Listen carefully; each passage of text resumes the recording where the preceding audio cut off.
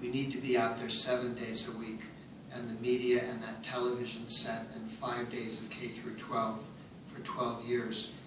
They only have to be a little left-wing, you know, if they move you a little bit, but they got you for 12 years. So these will be the last two questions.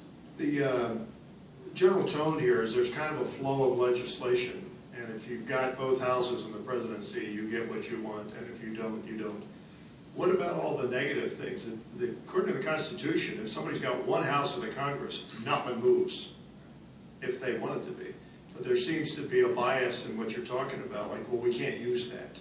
We can't shut the government down. That was my point earlier. Huh? That was my point earlier with the House and the Senate, right? Yeah, why don't we just say, you know, the power, I keep hearing about the power of the purse, but nobody ever uses it. You know, we did. Ted Cruz, we took his advice and we shut it down in the House, and we lost the governor's race in Virginia as a result of it. And the position of the Republican Party in polls didn't recover for about 10 months. From the drop that it took. Obamacare's debacle a little bit later obscured that, but we still took 10 months to get back to where people weren't mad. Well, there are two things. If we had ABC, CBS, and NBC explaining that it was really Obama who shut down the government because he vetoed the bill, or Reid because he wouldn't let it pass the Senate. And it wasn't really a shutdown anyway. And it wasn't really a shutdown anyway, then we might have a shot. But that's unfortunately not the way that ABC, CBS, NBC, and the New York Times and the Washington Post explain the world. And we don't have the capacity to do so, although some people said that they did and would. But as soon as the House moved, nothing, crickets, crickets. So it wasn't like we didn't try that. We did try it. And it didn't work well, and the people who advised us to try it and told us there were legions behind them to make things work. There were no legions. They did not try. They did try. And they worked. Mine's a question more so directed at Grover. In your opinion, I have my own opinion. To or at? Okay. Just too much. I have my own ideas on the subject, but what would you say is the best way to put in place a more effective GOP leadership in the House and the Senate? And just like as a side note, to guys in the block, I'm a millennial and I hold ideological adherence at a premium. Sure, I understand. There are exceptions.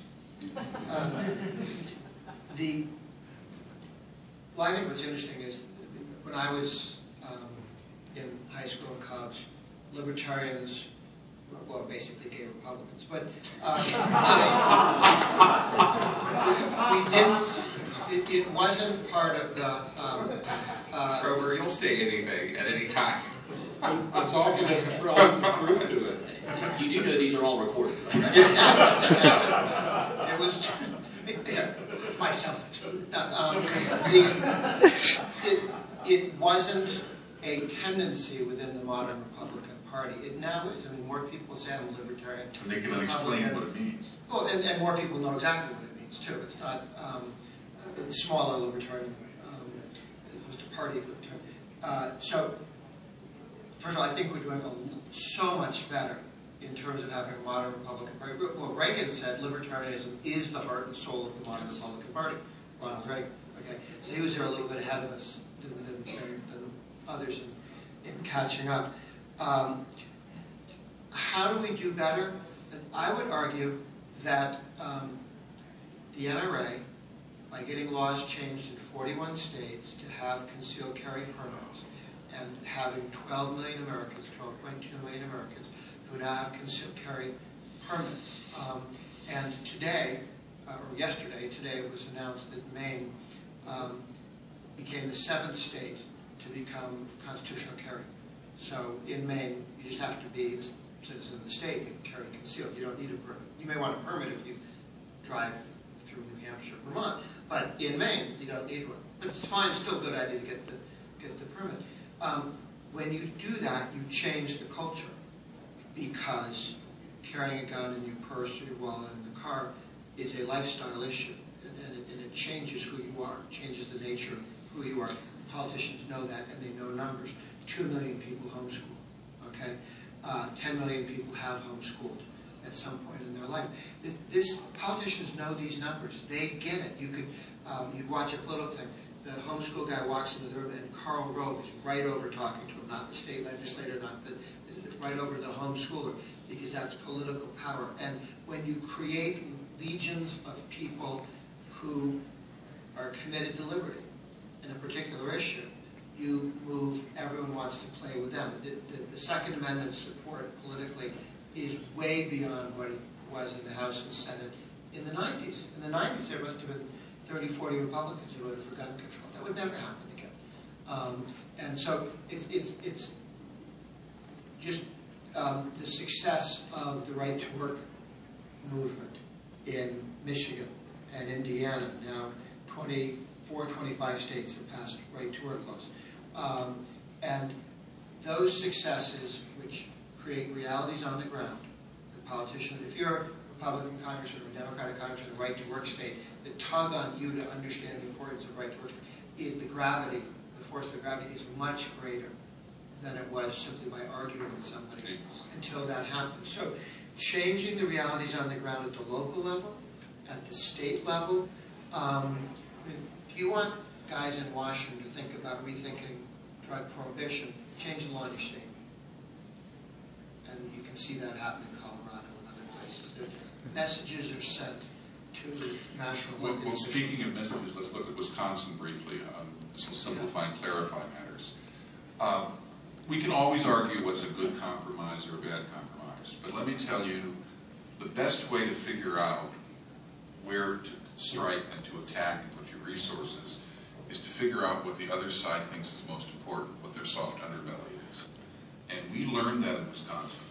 We learned that public employee unions, whether they're federal, state, or local, are their soft underbelly because of the massive amounts of union dues that get poured in without anyone's permission into politics. Yeah, that's their lifeblood. That's why it's the Death Star. It's the Death Star because it's so big. Right. It's the soft underbelly because it's actually a weak point for them. It's got some chinks in the armor. Nobody likes that stuff.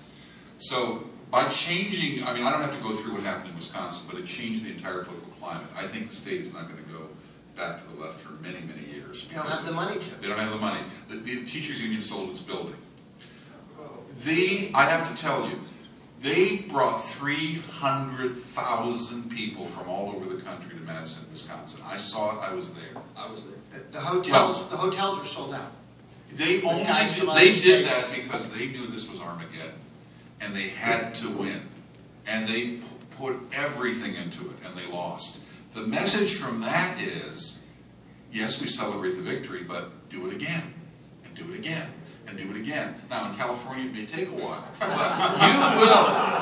You will I have. would be alive. By The meltdown is coming in California. It will come down. And look, I can remember San Francisco, where I'm from. We actually elected a conservative Republican mayor in 1975. Jim Jones and the People's Temple stole it through voter fraud. And we did it because the public employee unions went too far. They bankrupted the city. The garbage piled up until it was, neck high. And the people finally woke up and said, we don't want to become great. What was the registration of Republicans in San Francisco? I didn't know, because now it's 1975. Yeah, now it's 8.26%. Well, I can assure you that San Francisco has always been the most liberal city in the state of California, and if you have, other than Berkeley. The point is, there comes a point when even in the most inhospitable environments, did anyone think that you'd elect a Republican governor in Illinois? No. And who's actually doing stuff? Who's actually fighting the unions? Maryland! Maryland elected a Republican governor who's actually doing stuff? And the Washington Post screams every day about him? I'm not saying it's likely, but I'm saying the possibilities are there if they go too far and if you have the courage to strike back at them and make the argument in a way that people comprehend and can process. Let's we've got to cut out.